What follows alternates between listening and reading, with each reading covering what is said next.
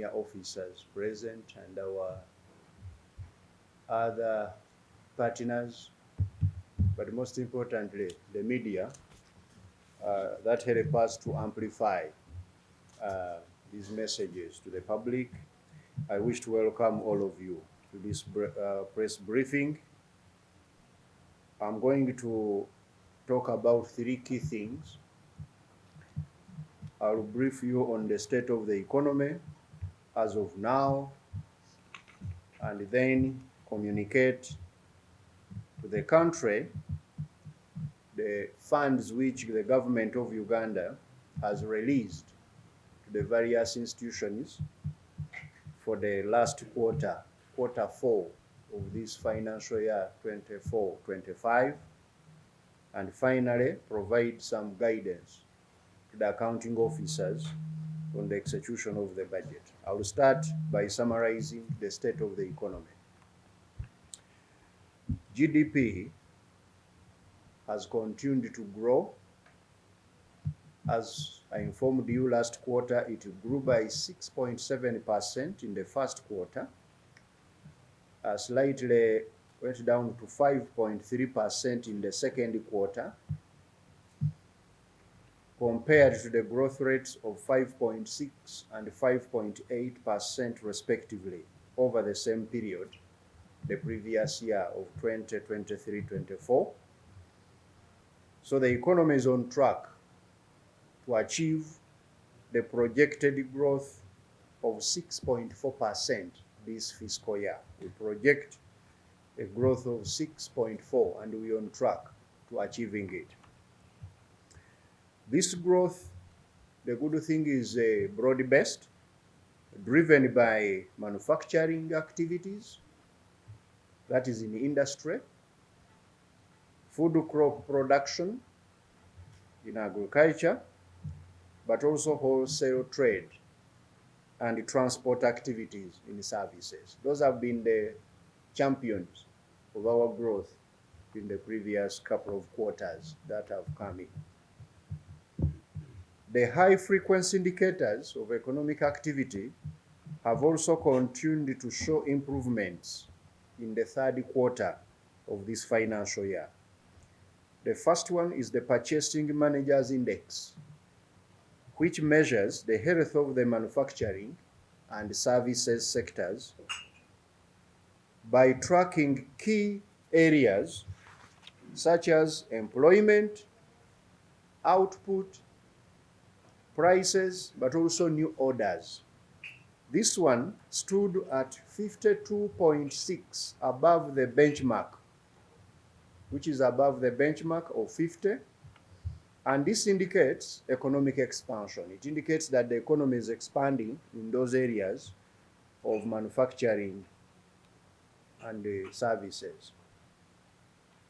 The Composite Index of Economic Activity, another high-frequency economic indicator, this one monitors economic trends, was registered at 170.4. And this also shows that there have been an improvement in all key trends of the economy. And finally, the Business Tendency Index. The Business Tendency Index, which is computed by Bank of Uganda, the other two are computed by UBOS. This one looks at the level of optimism amongst the business executives, both currently but also in the future. They ask the business owners what they think about the economy, and they give their feedback. What have they found? It has been recorded at 59.4 in February this year, above the benchmark of 50. And this indicates an improved outlook. It indicates that the business owners believe that the outlook is good for the economy. The other indicators of economic health are inflation and exchange rate. When I turn to inflation, headline inflation decreased, as UBOS informed us a few days ago, to 3.4% in March last month, from 3.7% in February. This was largely due to a reduction in core inflation, particularly in the cost of services, such as passenger transport and hotel lodging. In addition, the decline in inflation was driven by lower prices of food, particularly onions, matoke, fresh cassava, and mangoes. These food crops, their prices have reduced. And inflation is also expected to remain within the policy target of 5% for the remainder of the financial year, supported by our prudent monetary and fiscal policies. And since the start of the financial year in July, the Uganda shilling has maintained relative stability against the US dollar and other major currencies. In March this year, the shilling appreciated by 0.3%, trading at an average mid-rate of 3,667 shillings per US dollar, compared to the 3,677 shillings in February. This was partly due to increased dollar inflows, particularly from offshore portfolio investors, but also the good export performance, the remittances by Ugandans who are working abroad, and FDI, especially in the oil and gas sector. So those have brought in more dollars. That's why our shilling has remained strong. Actually, in 2024, last year, the Ugandan shilling gained 6.1%, making it Africa's best performing currency. And in the last 10 years, this shilling has depreciated by only about 33% compared to the currencies in the region. For example, the Kenyan shilling depreciated by 42%, which is the second to us. But others, like Ethiopia, Egypt, Angola, Namibia, had their currencies depreciate by more than 500%. So the Uganda shilling is the best performing currency of the year. That one, please take a note. Not by chance, by good economic management. I now turn to external sector. Uganda's total export earnings in the second quarter of this year amounted to $2.17 billion, reflected a 12.1% growth compared to the previous year. This growth was mainly due to an increase in coffee export prices, but also export of mineral products, particularly gold and other, fish, simsim, and electricity. These have contributed to improved earnings of foreign exchange. Similarly, however, our import bill grew to $3.43 billion in quarter two, compared to $2.68 billion the previous financial year's quarter two. This increase in the import bill was attributed to higher value and volume of non-oil imports, those imports which mainly go into intermediate goods. You know, for us, we import intermediate goods and then we use them for the manufacturing sector. That's where the key growth was. I now turn to the foreign direct investment and remittances. Those who are working abroad brought in $355.6 million in quarter two. And this increased from $351.7 million in the same quarter in 2023-24, representing some growth of 1.1%. When it comes to FDI, It grew by 20.6% in Q2 compared to the same period in the previous fiscal year. The total FDI reached $902.6 million, up from $748 million in the previous period. And these investments are mainly going in oil and gas, but also in other sectors. I now turn to domestic revenue collection. By the end of March, that is end of last month, the government had collected revenue amounting to 22.4 trillion shillings against a target of 22.5 trillion shillings. This implies a cumulative shortfall of 136.6 billion shillings.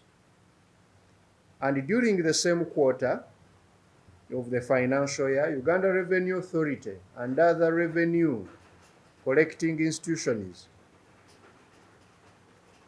I'm talking of this final quarter, the 3 months which are remaining, April, May, and June.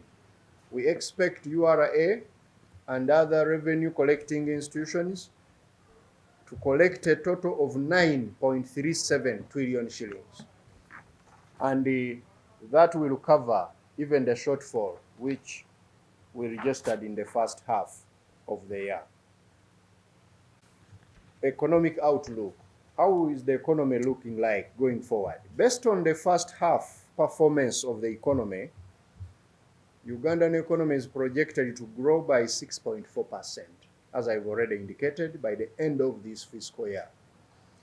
Inflation is expected to average 3.5%, while foreign exchange rate is projected to remain stable, supported by continued inflows of FDI into the oil and gas sector, but also offshore investments and export receipts. On the fiscal front, domestic revenue performance is expected to reach 100% of the target. Therefore, we expect that the economy will remain strong in the last quarter, as it has done in the previous 3 quarters. I now turn to the business of the day, which is the expenditure releases we've made. These limits which we have issued were derived from the quarterly work plans of the various MDAs, but also their procurement plans. So 2 key things informed the limits we have given: the work plans and the procurement plans. But also we took into consideration the projected resource inflows. As I always tell you, in Uganda, we run a cash budget. We spend money that we have. When we don't have it, we don't spend. Therefore, for this quarter, which is going to run from April to June, we have released a total of 19.79 trillion shillings. 19.79 trillion shillings. And this represents 25.6% of the revised budget. It also includes all of those other expenditures we have brought on board in the course of the year, in the form of supplementary, the women buyouts, and all of these other things we have been taking to Parliament. This 19.79 trillion is broken down as follows. 8.9 trillion is for wage, non-wage, and development projects, as I'm going to inform you in the highlights. Then 2.677 trillion is external financing, mainly for projects. 8.126 trillion is to cater for treasury operations, including debt and all those other obligations of the state. and 83.85 billion shillings is for the local revenue. The local governments are expecting to collect about 84 billion shillings this quarter. When you put into consideration now all of the quotas we have released for the year 24-25 now amounts to 76.422 trillion shillings against the revised budget of 77.196 trillion. And this indicates that we have released up to now 99% of the budget. What are the key highlights of this Q4 release per category? Is statutory obligations. We have released 1.993 trillion to cater for wages and salaries across government. All Ugandans working for government of Uganda must be paid their salary or wage. The money has been released. 288.75 billion is for pension and gratuity. For those who retired, they worked for government, and those who have served their contracts, and they should be paid gratuity. We have provided the money. We have released 172.64 billion for Parliament to legislate laws and also guide the country in terms of those approvals we usually take there. Judicially, we have released the 58.23 billion shillings so that the lordships can give us justice across the country. We have released the 17.46 billion shillings to the Auditor General to continue doing his work, wonderful work he's doing, of following the money to ensure that it is spent in the right places.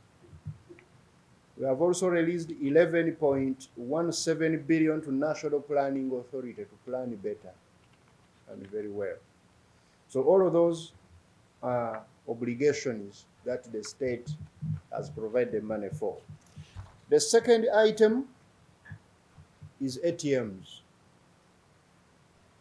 Is agro-industrialization, tourism, mineral development, and science, technology, and innovation. Our key priorities to grow the economy.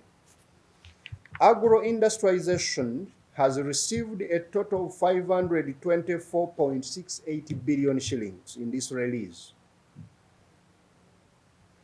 Of this, 130.77 billion is for the operations and research in agro-industrialization, while 393.91 billion shillings is for development projects. The institutions under this program include the Ministry of Agriculture, Animal Industry and Fisheries. We have also NARO, National Agricultural Research Organization, and NAGRIC, National Genetic Research Center and Data Bank. The second is tourism. In the ATM is the T, tourism. Tourism development has received 41.12 billion shillings to the Ministry of Tourism, Wildlife and Antiquities, as well as Uganda Tourism Board. Of this money, 22.78 billion is non-wage, so that they can cater for the operations, while 18.37 billion is for development projects, particularly the development of the Source of the Nile project, among others. Of course, as you know, tourism, most of its money for development goes in other areas, to develop the infrastructure, to develop the IT, to to ensure there is security in those tourism destinations and so on. But this one is particularly for them. The aim, mineral-based industrialization, including oil and gas. We have released 224 billion for UNOC, Uganda National Oil Company, to cater for the ECOP. We have to finance that pipeline with our equity contributors, other shareholders. So we have provided UNOC with the money they need to contribute their own equity. So oil is coming very soon. We have provided the money. Then 6.88 billion shillings is for Petroleum Authority of Uganda, so that they can monitor these oil investments and they adhere to all of these requirements, including environmental sustainability, local content. Ugandan is now, when you go to Bunyoro, you'll find the good work PAU is doing, ensuring that Ugandans are involved in oil projects. Big chunk of these contracts are going to Uganda. So we have given them the money to do their work. Finally, under ATM is the S, Science, Technology and Innovation, including ICT. We have released a total of 169.31 billion shillings for the interventions under STI and the Ministry of ICT and National Guidance, but also NITA-U. Of this money, 41 billion is for last mile connectivity under the Uganda Digital Acceleration Project, while 119.14 billion is to support the science economy, the knowledge economy. I now turn to the enablers. These days we budget in such a way that we have the statutory obligations, aims, and then they are enablers. That's when we go for other things. Money is for wealth creation. Now, to enablers, the first enabler is security.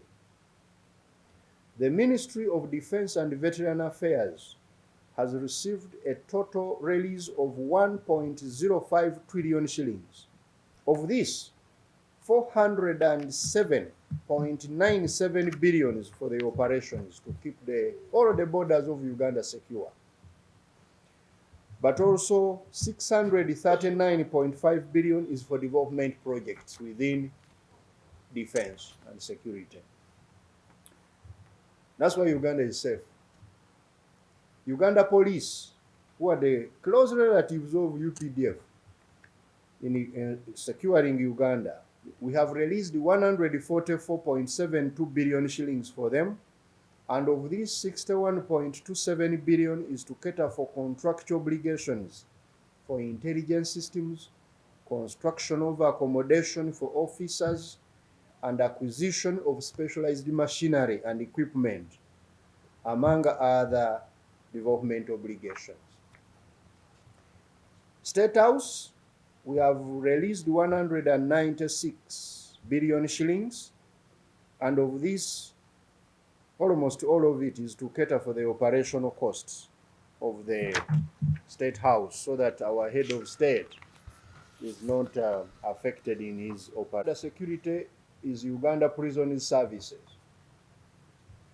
We have released 49.99 billion shillings for prisons, and of this, 9.47 billion is for cotton and furniture production. You know, prison is a wonderful entity. They are not just keeping prisoners there. The money we give them, they are very productive. They are using it to produce, to create wealth. So some nearly 9.5 billion shillings is to go for the production of furniture and in their cotton plants. But also we have released the money for them to continue constructing for prisoner and staff accommodation, and also completion of the silo storage facilities in Ruimi and Rugore prisons.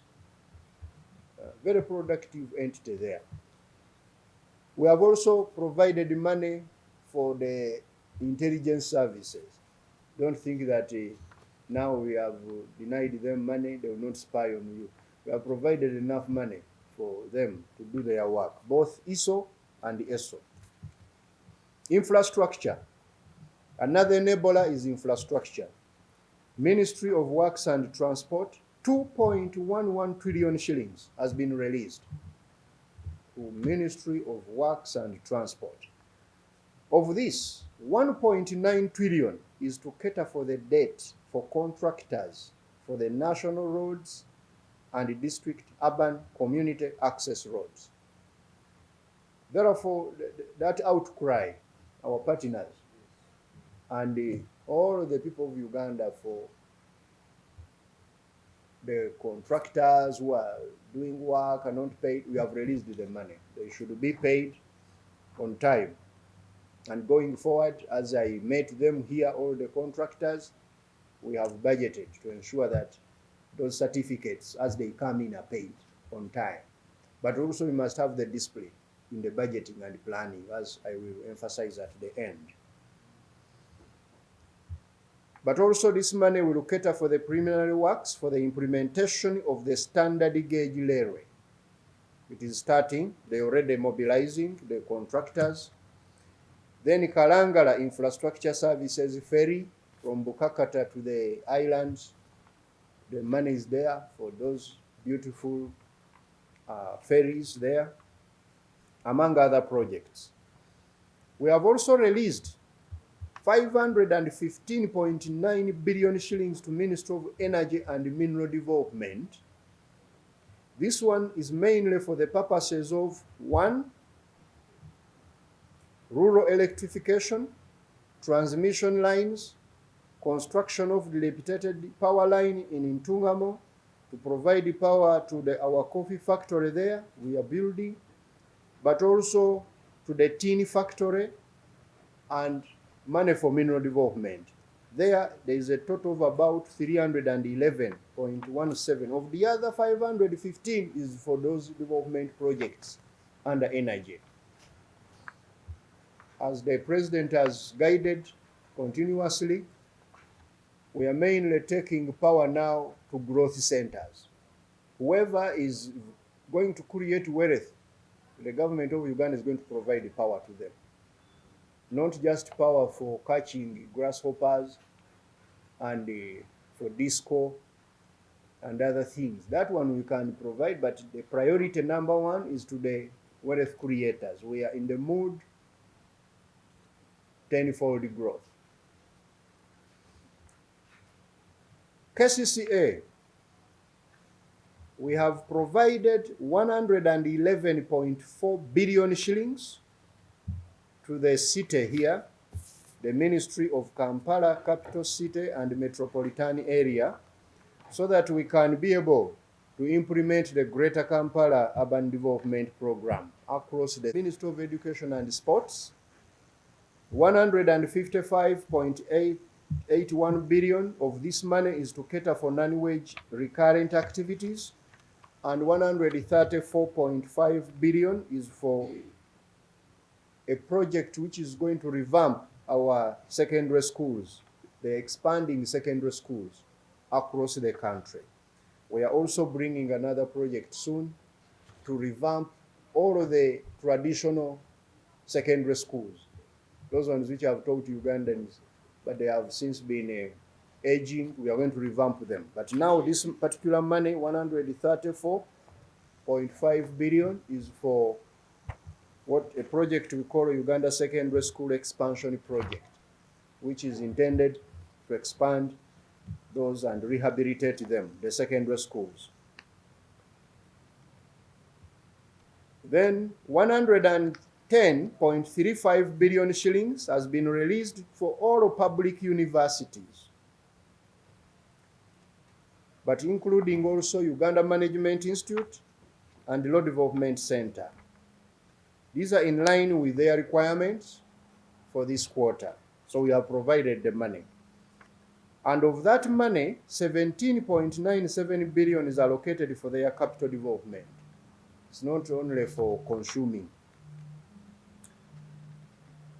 Another 303.5 billion shillings has been released to Ministry of Health. And of this, 272.7 billion is to support Global Alliance for Vaccines and Immunization in order to sustain the routine immunization program, but also construction and rehabilitation of selected health centers and procurement of medical equipment for selected health facilities and outstanding contractual obligations. When I talk of buying of medicines under that category, it doesn't include NMS. It is for referral hospitals and those other entities, the Cancer Institute and so on.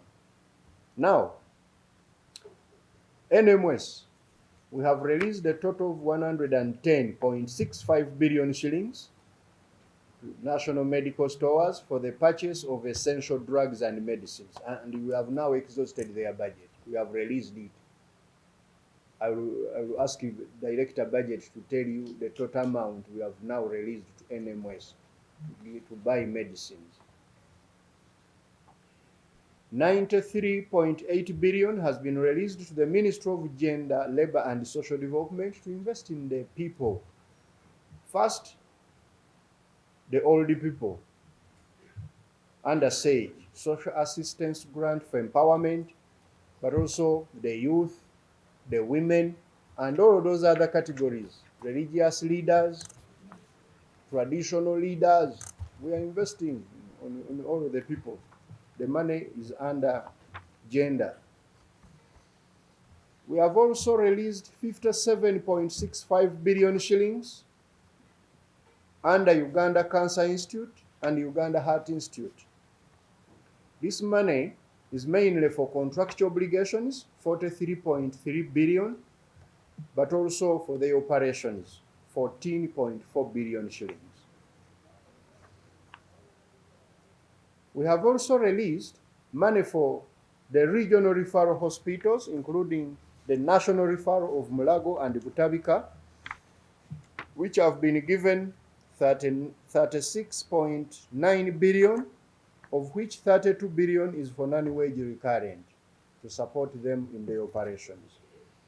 Local governments, I'm now speaking to my good friend Arthur.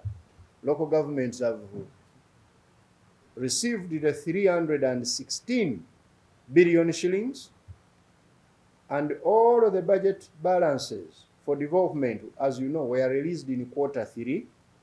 Therefore, there are no development funds released this quarter. It was for them to procure and develop. Let them not tell you how they got the money late. It was released in Q3. And now we have released their last money of the operations, the non-wage recurrent, 316 billion. Now I turn to wealth funds. After enablers, we got wealth funds. These ones, we invest them in the people, create wealth. First, PDM. We have released 529 billion shillings, which is the second and last money we are releasing for PDM. Now the entire trillion plus has been released. UDB, we have released 18 billion, which they were having with us as a balance. And UDC, Uganda Development Corporation, we have released 115 billion to cater for those co-investments they make. The funds for Emyoga were all released in the first quarter of the financial year. So all of the wealth funds have been released for Ugandans to be supported to create wealth. I now come to revenue generating votes with the URA. We have released to URA 124.4 billion shillings so that they can be able to collect more revenue. It's both for the operations and some development projects they have. They are doing a good job. As I've already told you, we expect 100% of the money we asked them to collect at the end of this financial year. No excuse. You have given them the resources. Uganda Registration Services Bureau, another fantastic agency which is registering companies to do business, but also collecting some NTR from them. We have given them 5 billion. 17 billion has been given to national citizenship and immigration control of General Goa, so that he can go and give you all passports and also keep the country safe from bad people entering it. And Uganda National Bureau of Standards has been given 1.79 billion to keep the standards. In conclusion, ladies and gentlemen, I would like to emphasize to our accounting officers the following. First of all, the budget for this financial year was designed to support implementation of the tenfold growth strategy. As you have seen, emphasis on the release of money is on the ATMs as well as the enablers. As government, our main objective is to promote technical efficiency by ensuring that all ministries, departments, agencies, as well as local governments deliver better services to Ugandans. But as they do this, they do it at the lowest cost possible, and we put more emphasis on growth drivers and the enablers. Therefore, all accounting officers are instructed to comply with the commitment to paying salaries, pensions, and gratuity on time by the 28th day of every month, as per the approved salary scales. We have provided the money in a timely manner. Today is 8th. We wrote to the institutions last week on Friday. So they have all of these days up to 28th to pay money, to warrant the money. The accountant general is there, is under instruction to ensure that you pay wage on time. So I don't want to hear that Ugandans are not receiving their wage because accounting officer went for honeymoon or to South Africa or wherever. Please, accounting officers, pay Ugandans on time. In order to eliminate the accumulation of domestic arrears and penalties, accounting officers are directed to prioritize payment of service providers on time. This is not a request real. I'm not begging accounting officers. We have given you the money. You have obligations. Ensure that you prioritize them and pay them. But you leave people who have contracts with you, and then you are signing new contracts on their money. This is where the problem has been. Accounting officials should stick to the requirement of not committing government without a sufficient budget. There is a problem which we have been having, and we are now treating it across government. Please, if you are signing a contract with government, make sure that that entity you are signing the contract with, whether it is the direct contract or these ones framework contracts, the entities must have the money. We have discovered recently that some entities were committing government without budget or without the money assured to be released. This one we are addressing it strongly. And finally, Parliament approved the full transfer of the budget functions for those institutions which were affected by the rationalization of government agencies and public expenditure, we call RAPEX. And these funds have been released accordingly.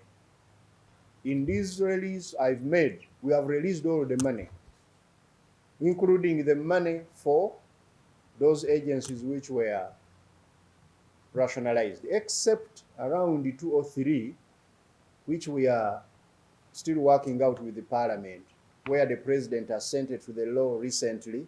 We shall also release their money this month when we finalize, hopefully, with the Parliament. Therefore, there should be no gap in service delivery anywhere, because even those entities which were rationalized, their money has been released. I once again wish to thank, first of all, our partners from the civil society, but also the press, for supporting our budget transparency initiative. And I urge you, all Ugandans, to use this information to hold all government entities accountable. You can as well get more information on the budget on our website. This is a public website. You are not going to be charged any money. You get the information. www.budget.finance.go.ug www.budget.finance.go.ug. If it is very difficult for you to punch in those things, we are getting a number of things improving.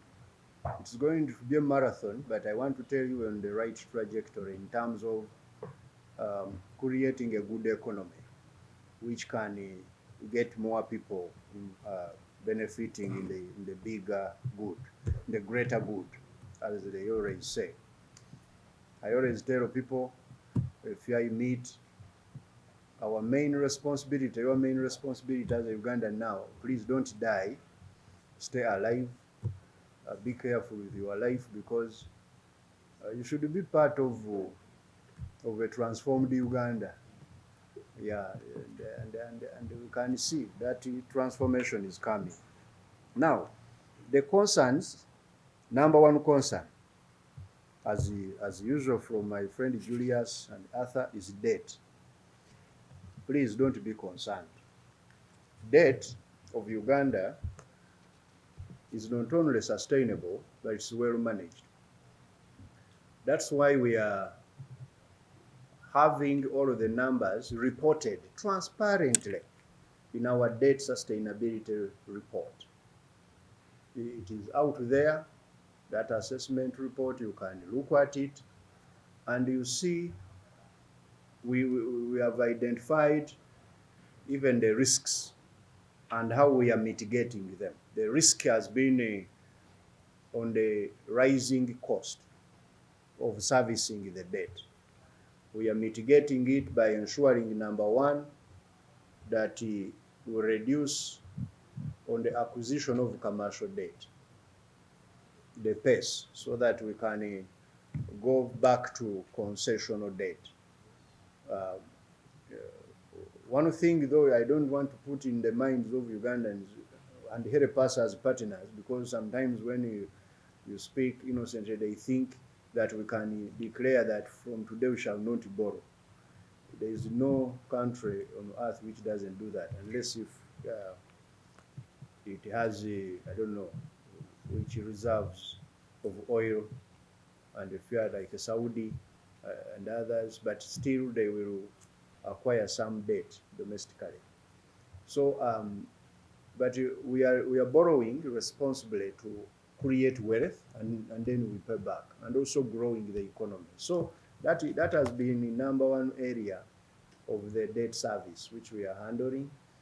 Then two, and related, is on the domestic debt itself. The domestic debt is relatively more expensive, but also when we borrow, sometimes we are competing with the private sector, and the interest payment has also been higher.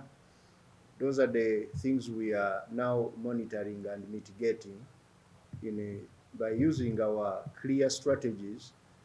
And now the financial institutions will tell you we are no longer as easy on manipulation on that front as perhaps somebody may have thought. sometimes we don't pick certain money because of the cost of that money. But by and large, in our fiscal consolidation agenda, we to keep our debt sustainable as it has been always is number one,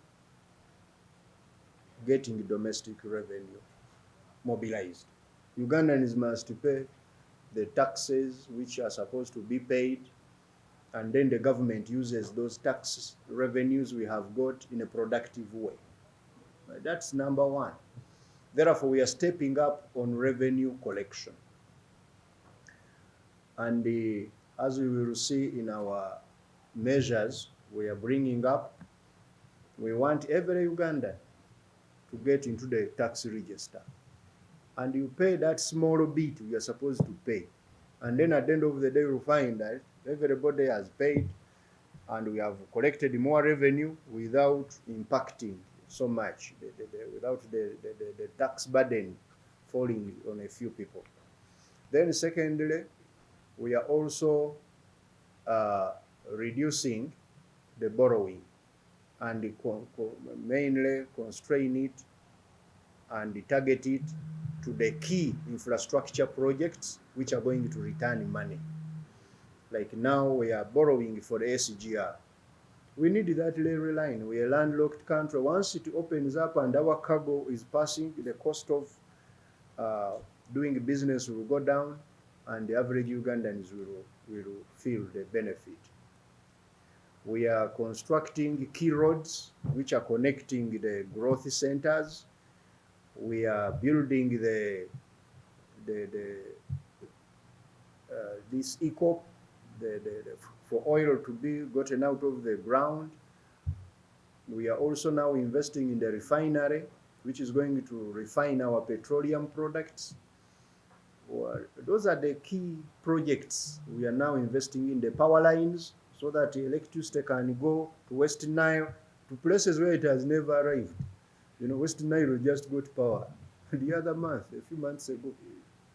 In the history of the country, on the history of this planet Earth, West Nile was never on the grid. Now it's going to bring in growth. Once you take electricity to a place, growth will come out.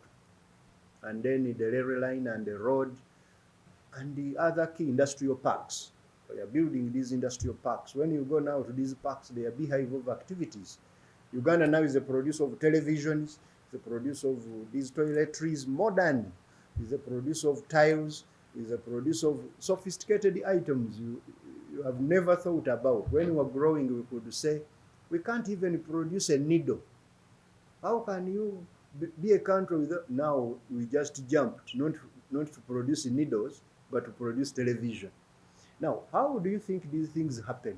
They happen because we have borrowed some money, built the industrial parks, built the infrastructure, electricity, and then we are able to pay back the debt.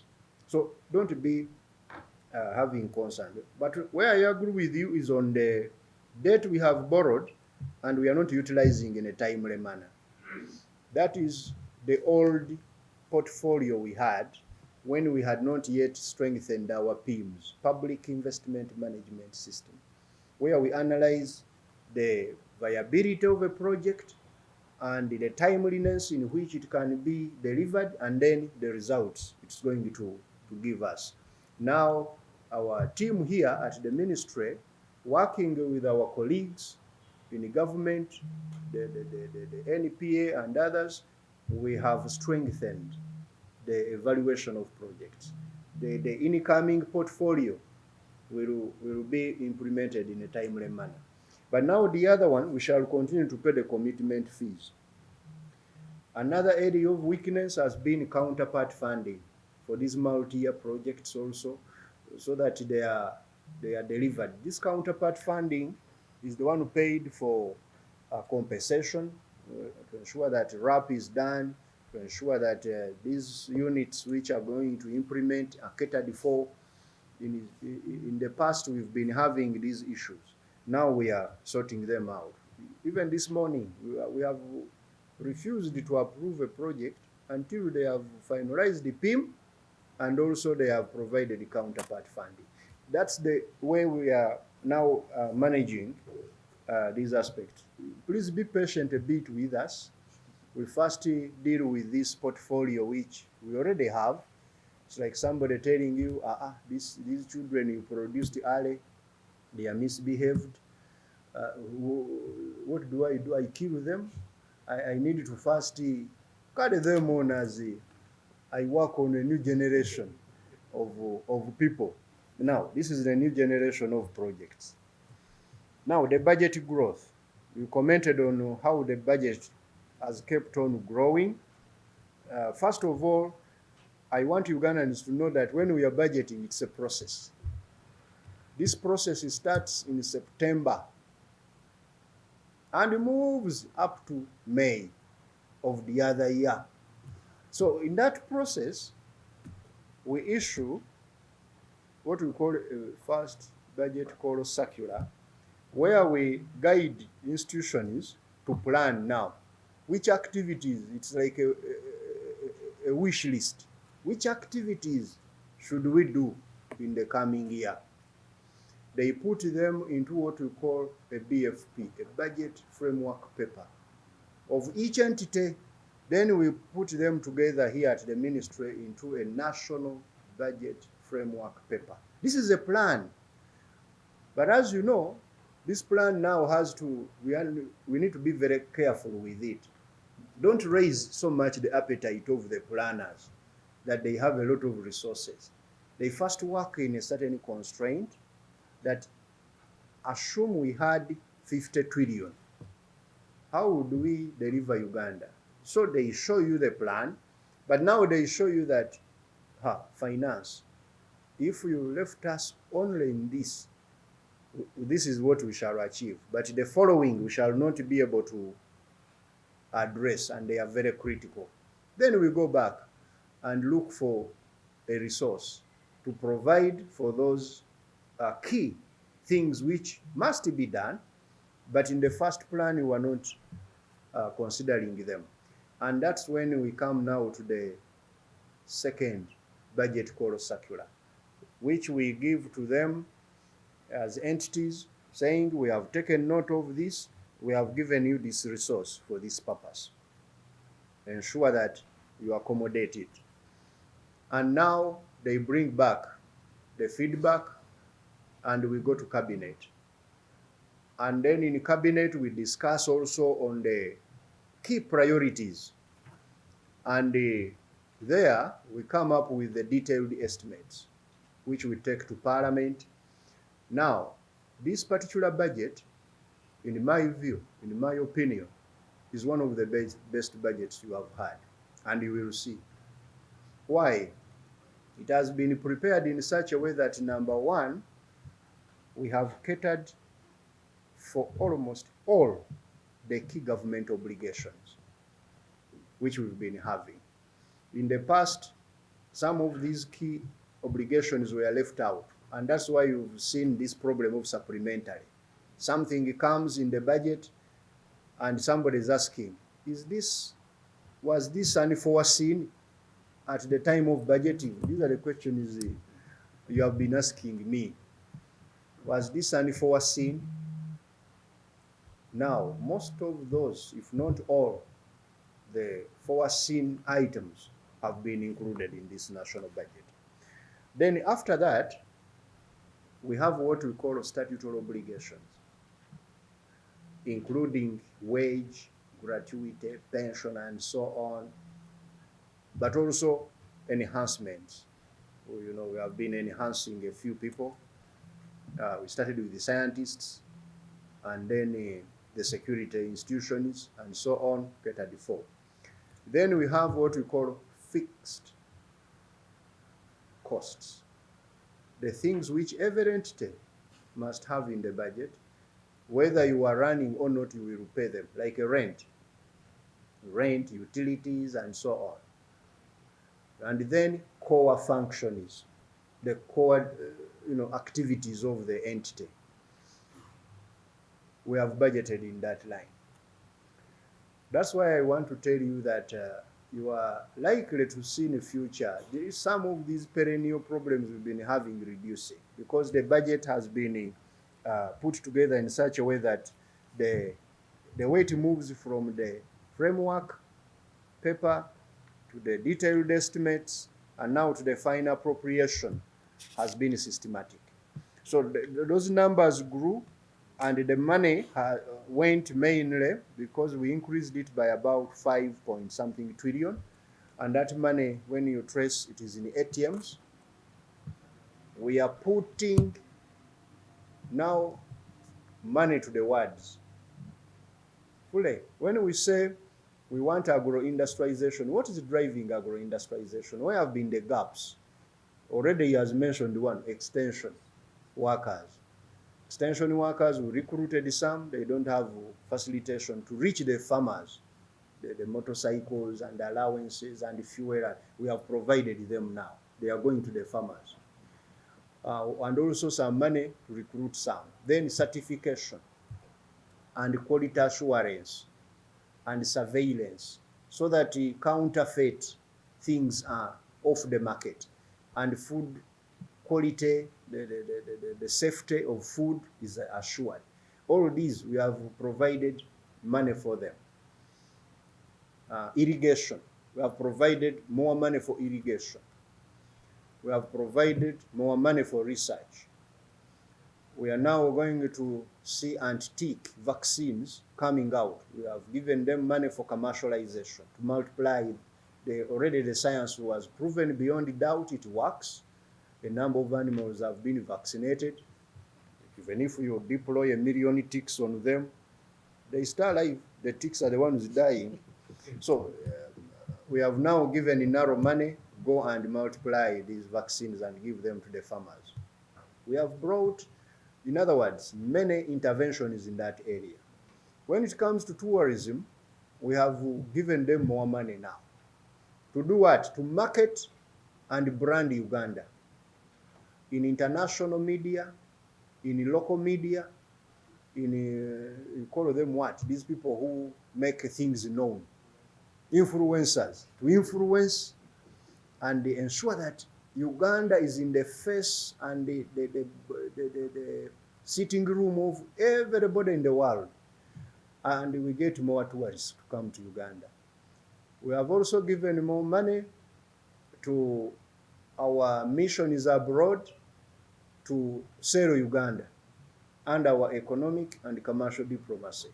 Now I think we have a total of about 120 billion, which is going to sell Uganda to other places for markets, for tourism, and for investors. We have also given them money to build facilities, sanitation facilities in those tourism destinations. Given them money to build roadside stopovers. As tourists and Ugandans are traveling on these roads and you want to stop somewhere, there should be first-class facilities for you to feel comfortable stopping, but not on fuel stations and the bush and so on. We are providing this. I heard there were some debates. I don't want debates really on this matter. We are going to be very deliberate and for these purposes. Minerals. We have been talking about minerals. We have given them more money for the mining company to take shape, bring partners, and we get these minerals out of the ground, add value to them, produce products where possible, export them, and we create wealth for Uganda. Science and technology. Now Kira Motors should build buses, vaccines should come out, the various entities. We have provided resources, so the money has gone in those areas. Then enablers. We have invested more money in the roads, as I've indicated, more money in the railway, more money in the electricity, more money in UDB, more money in the environmental protection.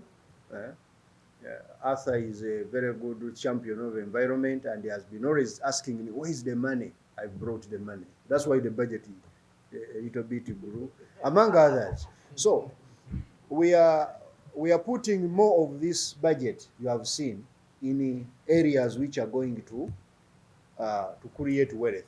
And then finally, some little money went, not very little though, about $500 billion went into organizing the elections for next year. Okay?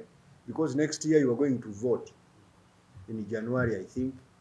And the Electoral Commission, the police, and all of those entities, they require a budget, plus national ID uh, being, produced. Every Ugandan must have it in order to vote. All of those resources have been provided. So I wanted to assure you that this budget growth is for good reasons.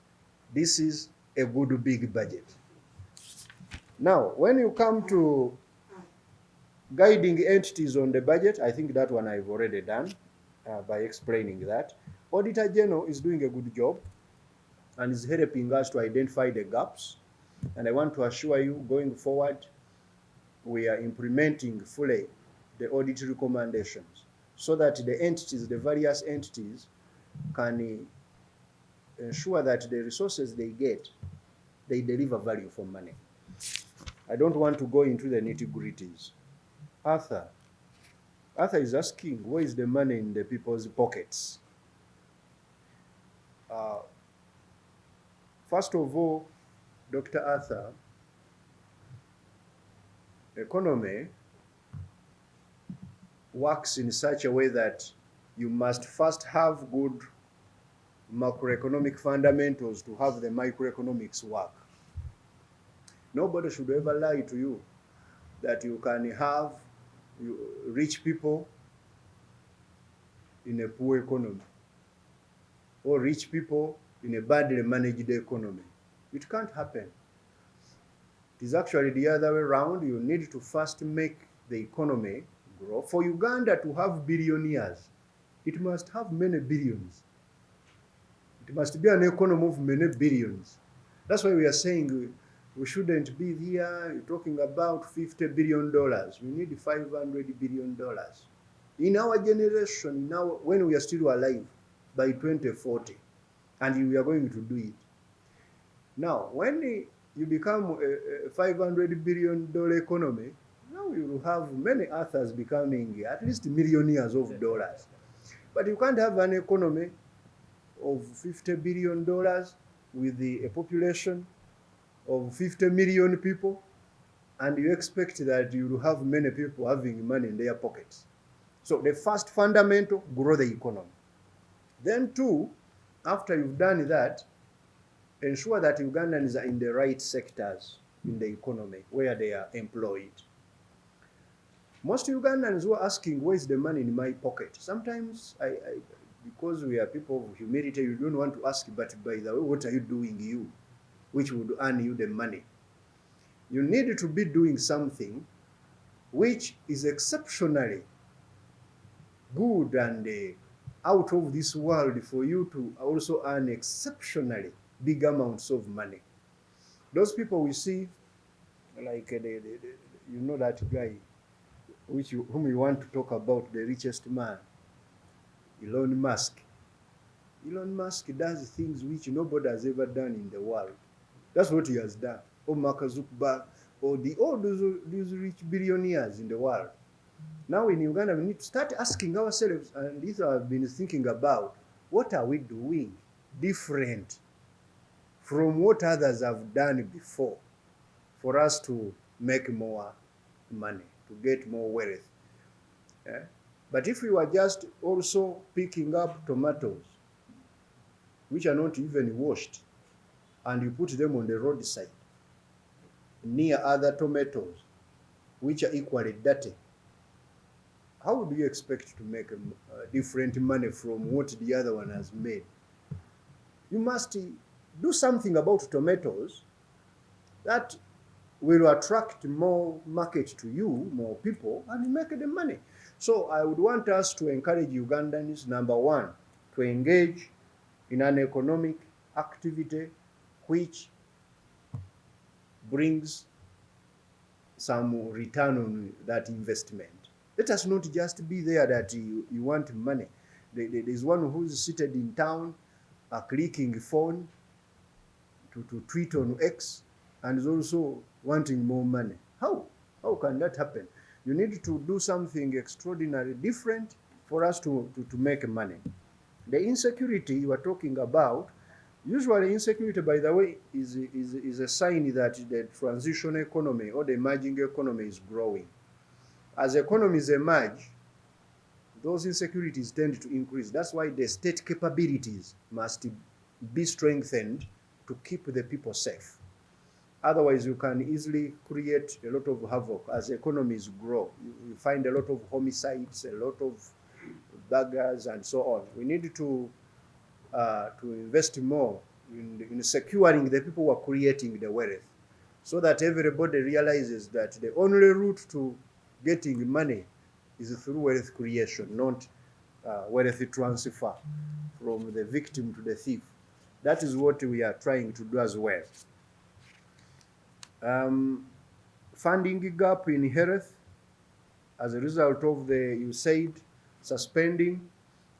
This one I have already addressed it, and I want to emphasize the government of Uganda is going to keep all Ugandans safe. We are having enough capacity to fund the gaps if at all they emerge.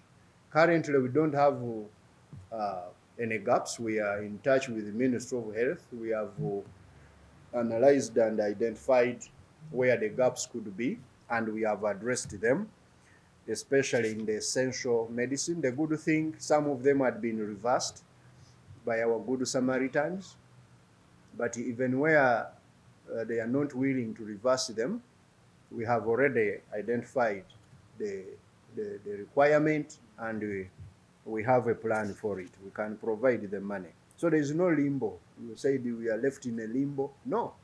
The good Samaritans are welcome. If they change their mind, the state of Uganda, you know, this is a state. Sometimes people forget. I think they think Uganda is like a home. You know, in a home you may fail to do certain things.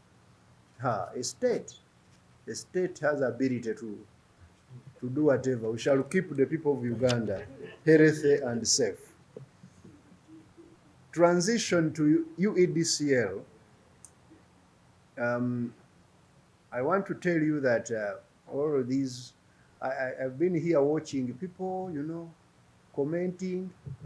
I think people underestimate the ability of the Republic of Uganda to do certain things. We have had very smooth transitions of a number of things. Some, even people don't realize that there has been a transition. For example, we moved to remove all of the fuel middlemen from the value chain. We had a number of people adding a cost for value chain instead of adding value. The government of Uganda worked with our partners and we removed them. Now fuel comes to Uganda direct from the supplier to the retailer. The only middleman we have is a company called UNO, and that middleman is in the control of the state. We don't allow that middleman to charge Ugandans unnecessary margins. That's why the fuel prices have stabilized and have reduced in certain areas. On average, now the fuel prices have reduced by $13 on a ton, which was being taken by our middlemen. Now, that happened without notice. Some people were, oh, how will you do this? People, whenever it happened, and the sky did not fall. Similarly, I saw a lot of debate about umeme buyout. Umeme. I don't think the lights have gone off, actually, in the near future. So, I don't want us to underestimate our capability as a country to do certain things, but then we need the private sector to work with in a professional and a honorable way. And that conversation will come on board on how best do we distribute electricity to all Ugandans at affordable price and good quality electricity. When we say we are investing in transformers, that investment is there, electricity is stabilized. You can see now in many of these industrial parks, we have invested in the substations, and electricity have stabilized because we were in charge. We are going to do the same to ensure that there is stability of our wealth creation agenda. And very unnoticed, the economy will continue growing. Don't be worried. On the tax exemptions for Ugandans, these have always been available, and many Ugandans have taken advantage. Only that, as I always say, I will not come here with a list to read. The following are the people who have benefited from tax exemptions. These are people's businesses. Or the following are the people who have borrowed from UDB. No, that's not how they do business. I want Ugandans for us to stop politicizing and making a lot of noise around business, around wealth creation. Business people, by the way, they hate noise. They want to do their things in silence because the business of making money is the most difficult business in the world. When you add on noise, but in Uganda we love a lot to make a noise.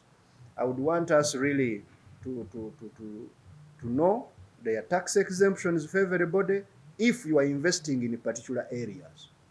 And those people have benefited from them.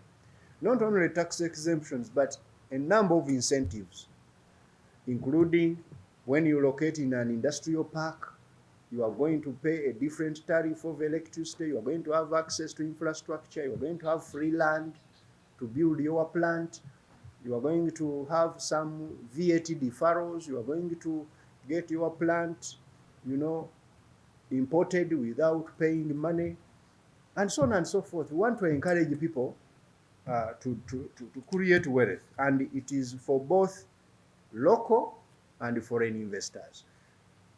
The only difference is for the relatively smaller ones, the too small and the startups, there was a gap, which also we have fixed in the new measures we have taken to Parliament. On regional security, Minister of Defense is catering for that. They are the experts of security. We have facilitated them. Police personnel, recruiting more, because you have some pockets of gaps.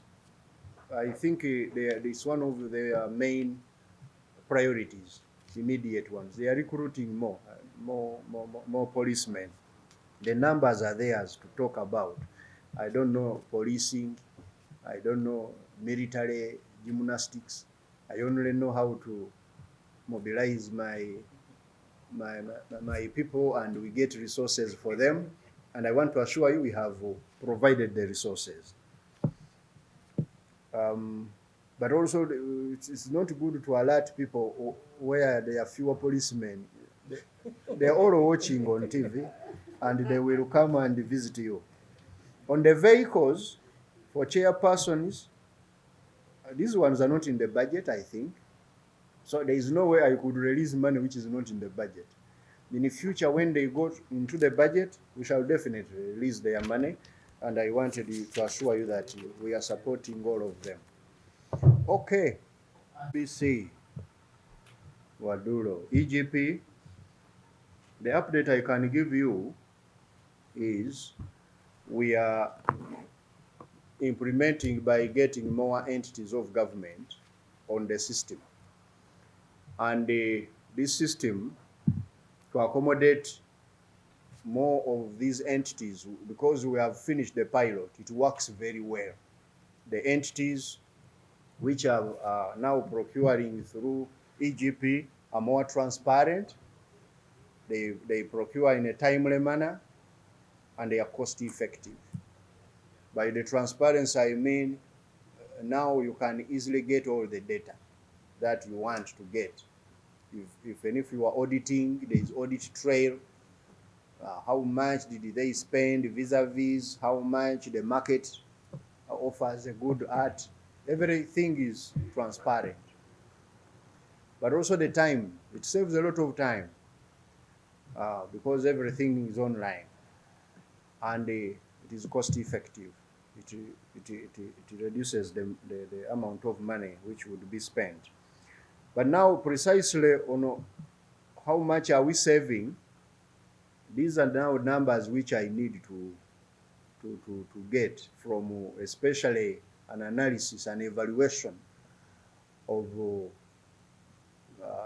for us economists, we are not like accountants who only look at pecuniary costs and benefits. We look at implicit as well. You look at this time saving. What is its economic value? This transparency, reducing the investigation which would have been there, because now I don't need to first hire an auditor to check on what has happened. The system will report. It is like a WhatsApp group. It reports in real time who typed what, who deleted at what time, and it gives you real-time information. So I want to first carry out that, and it is good that we are bringing it. As we progress with the implementation, we shall be able to get this information so that next time. So Accountant General, we need to get this also incorporated in our evaluation. On the trade wars and their effect on us, Uganda is one of the most liberalized economies in the world. You can see even here in East Africa, there have been our peers who have attempted to start trade wars with us, but we have looked aside and we have eventually won. We don't try to go for tit for tat. If you are trying to misbehave, for us, we wait for you. Number one, I want you to understand that the economics of tariffs is not good economics. So don't expect us to also impose tariffs against any partner against us. We only use the trade policy for industrial purposes, but not just to protect inefficient people or to get more revenue. No, it doesn't work that way. That's why sometimes some people are very angry with the government. They say, why don't you also impose a tariff on the other neighbors who did the same? Why don't you stop their good from coming the way they stopped ours? We are good economists, not good politicians. Good economics tells you the best way to fight a trade war is to ignore it. It phases out. You will see what will come out as a result from these people who are imposing the tariffs and so on. The first victim usually are the only people. Do you remember when we used to be here and you asked me about subsidies and the tax exemptions you wanted on fuel and so on? And my answers to you about 3 years ago. What have been the results? The results are Uganda has grown faster. Uganda has seen their currency strengthening much more. Uganda has attracted more FDI. Uganda has brought in more export receipts. And some of the people you wanted to compare us with are now struggling to reverse things to where Uganda was. So don't worry about these trade wars. We are ready to mitigate them by doing nothing for them, but most importantly, for us to remain steadfast on our agenda of tenfold growth strategy and support those who are investing. Bukede, will the Bukede people hear the English, or I speak in Luganda? Luganda. Because he's asking how much are we borrowing. I wanted the numbers of you mean of this year? Yes, let the budget bring the numbers, because what I have here is the performance of the budget, not how much I borrowed. Budget. Let me provide some details. We borrowed close to. We started with the umeme making a demand of $234.7 million. $234.7 million.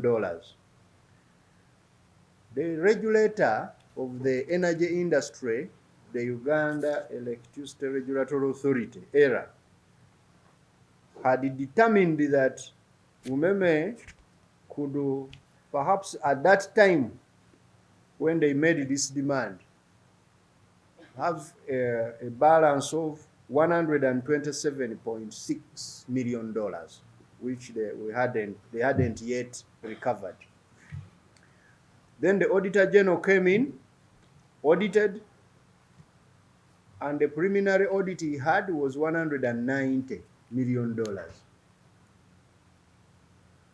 But then the Auditor General, that was preliminary, before he confirmed all of the audits. When he confirmed the audits about 2 days to the expiry, he gave us a bill of $118.438, to be precise, $38 million. $118.38 million. Now that's the money that we paid to umeme on the 31st of last month, by the 31st, and the umeme transferred the assets. Now, your question, I think, is Parliament, when we went to Parliament to request for us to borrow this money, we requested for $190 million, and the Parliament approved that request. But they approved the request on condition that we shall pay the figure which the Auditor General will finally approve. And that is the money which we have paid, and also which we have borrowed. So you are asking for the fate of the other balance. We are not borrowing it, we are not paying it. It will collapse, a natural collapse. So there is no any challenge. For us, we have paid 118, and that is what Parliament allowed us to get for umeme buyout. Domestic arrears, this year we have paid a total of how much? 245 billion.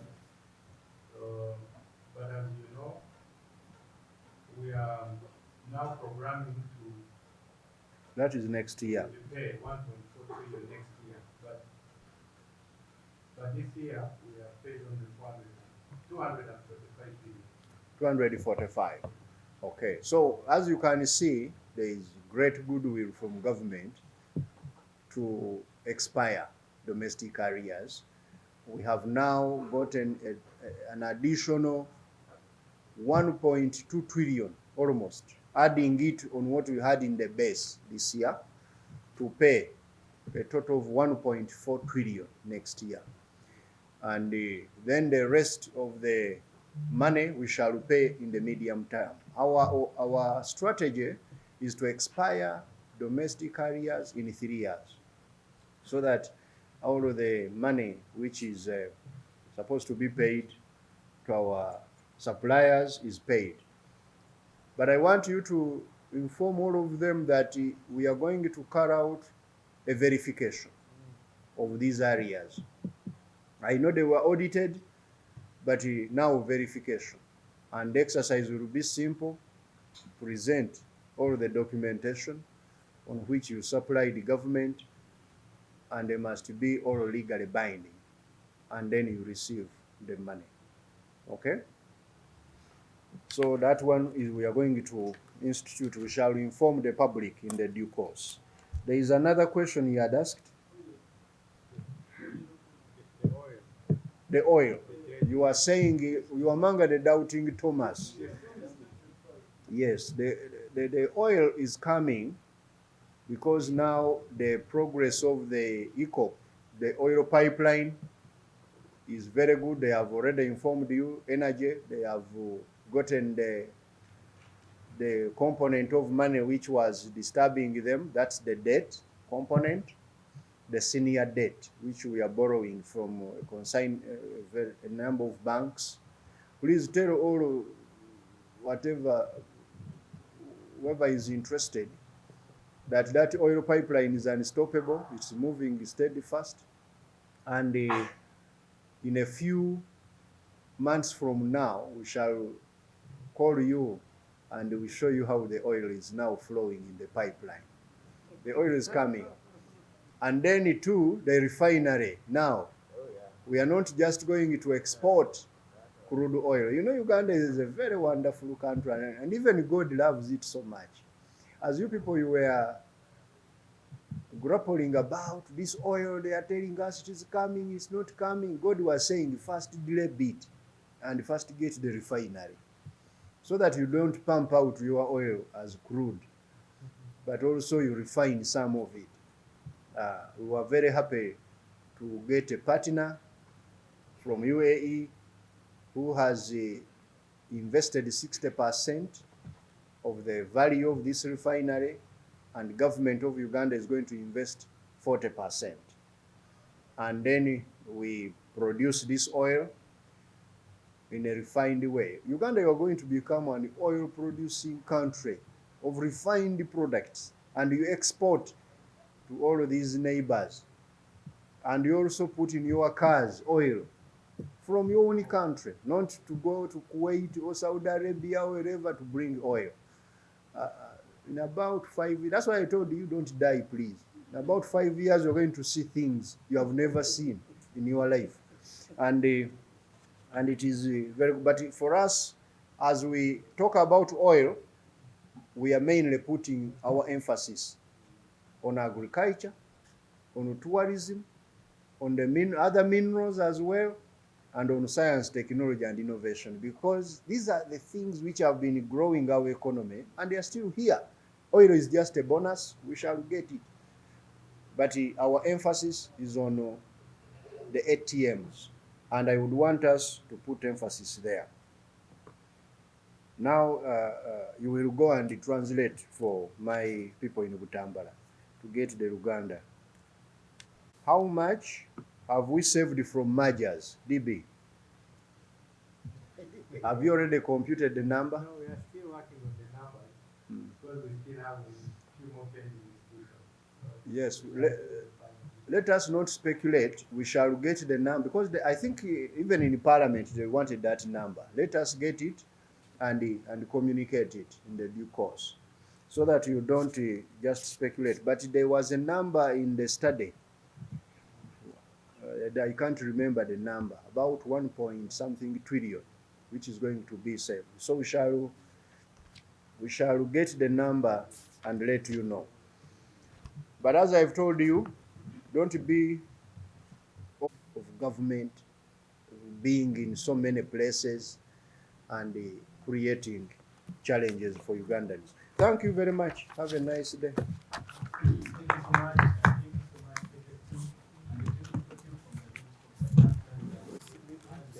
There was this question, where were they, Gambachi?